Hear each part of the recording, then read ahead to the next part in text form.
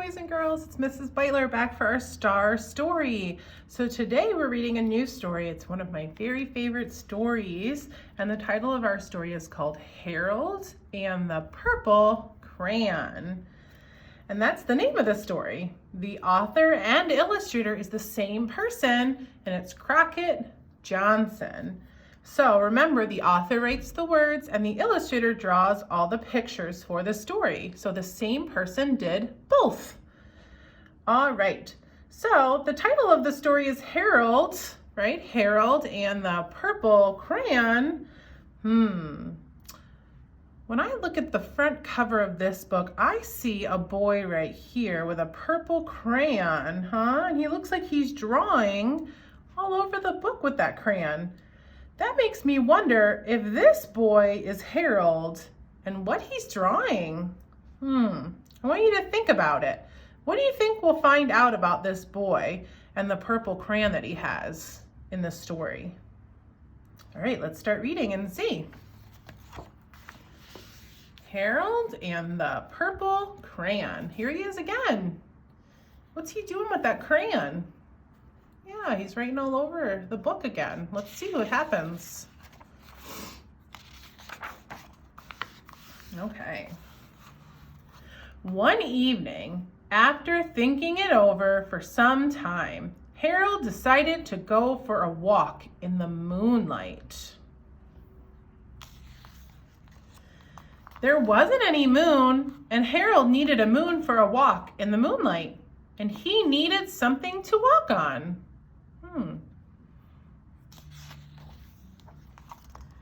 He made a long, straight path so he wouldn't get lost, and he set off on his walk, taking his big purple crayon with him.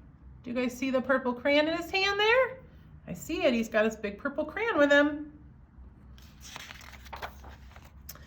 But he didn't seem to be getting anywhere on the long, straight path.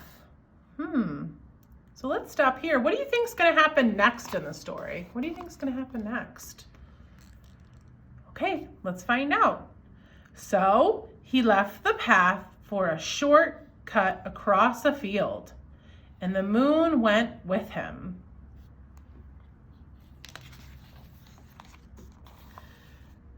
The shortcut led right to where Harold thought a forest ought to be. Ooh, a forest. What do you think he's gonna see in a forest? Okay, let's find out.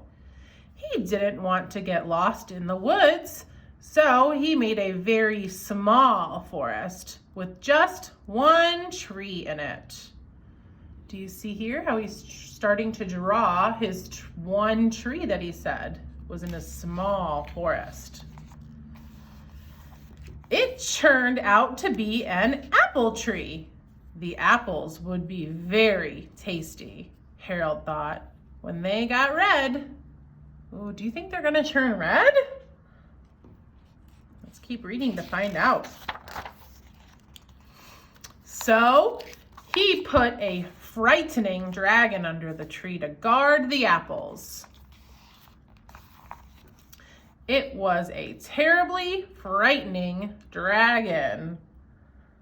Do you think Harold will be frightened by this dragon? Why or why not? Go ahead and tell me or tell a grown-up you're reading the story with.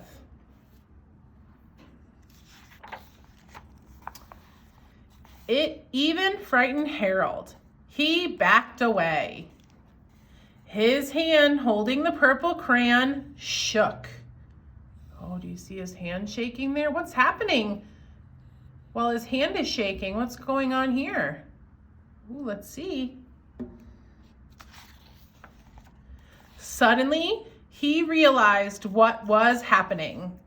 But by then, Harold was over his head in an ocean. He started to create an ocean. Look at him. Uh-oh, I hope he's okay. Let's keep reading to find out. He came up thinking fast, and in no time, he was climbing aboard a trim little boat. He quickly set sail, and the moon sailed along with him. After he had sailed long enough, Harold made land without much trouble. He stepped ashore on a beach, wondering where he was. So let's stop here. Let's think. Where do you think Harold is in the story? Where is he now? Where do you think he landed? Go ahead and tell me, or you can tell a grown-up you're listening to the story with. All right, let's find out and see if you're right. The sandy beach reminded Harold of picnics, and the thought of picnics made him hungry. So he laid out a nice, simple picnic lunch. There was nothing but pie. Oh, look at all the pies he's drawing. But there were all 9 kinds of pie that Harold liked best. Ooh, let's stop here and see if he drew 9 pies like it says in the story. You can count with me. 1, 2, 3, 4, 5, 6, 7, 8, 9. Yeah, he did. He drew 9 pies there. I wonder what flavors they are. What do you think? When Harold finished his picnic, there was quite a lot left. He hated to see so much delicious pie go to waste. So Harold left a very hungry moose and a deserving porcupine to finish it up. And off he went, looking for a hill to climb to see where he was. Let's stop here.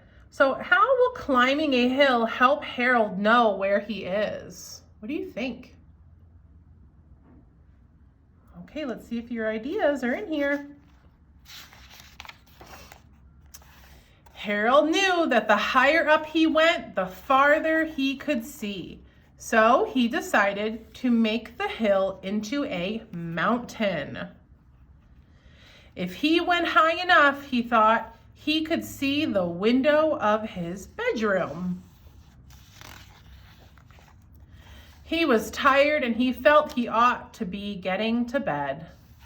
He hoped he could see his bedroom window from the top of the mountain.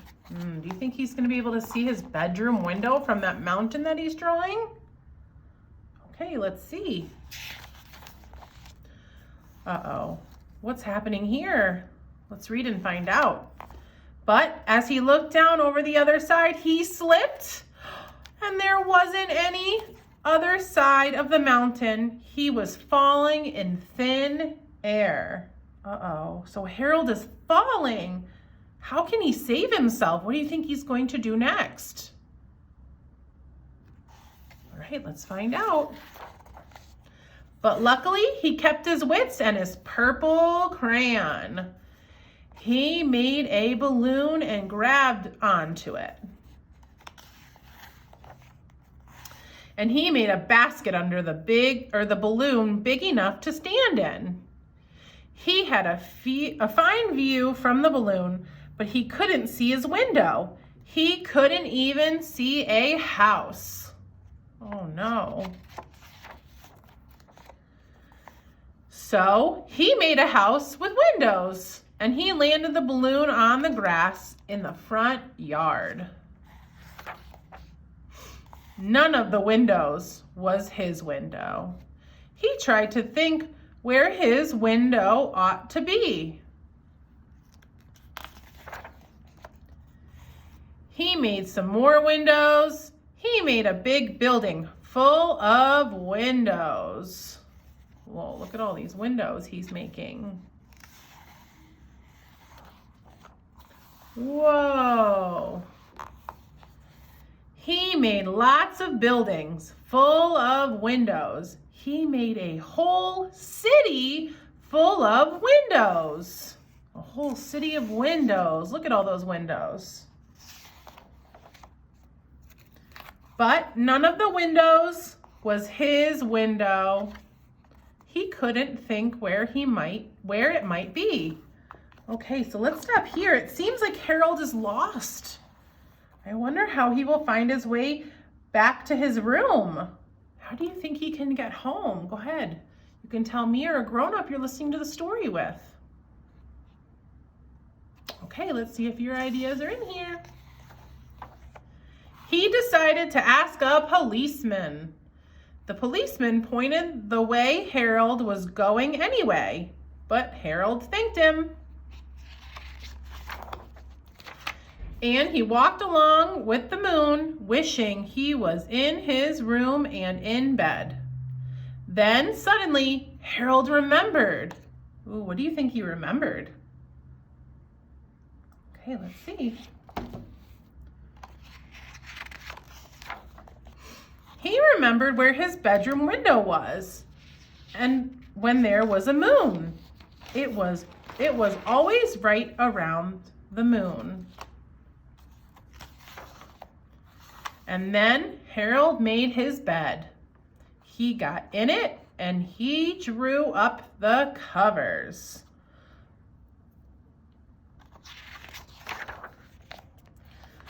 The purple crayon dropped on the floor and Harold dropped off to sleep.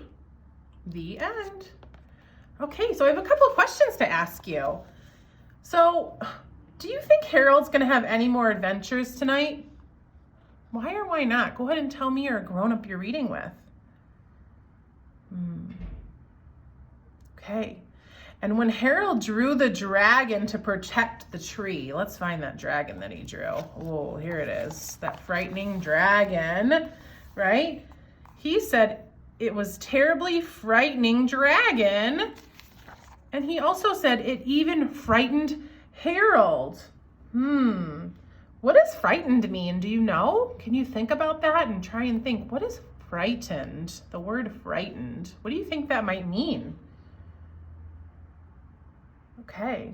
And then Harold drew a scary dragon and it made him afraid. Okay. So that means he was frightened. It made him afraid of the dragon. Okay. If you were Harold, would you be frightened by a dragon that you drew? All right. Okay, everyone. Thanks for reading Harold and the Purple Crayon with me, and I will see you again soon. Bye.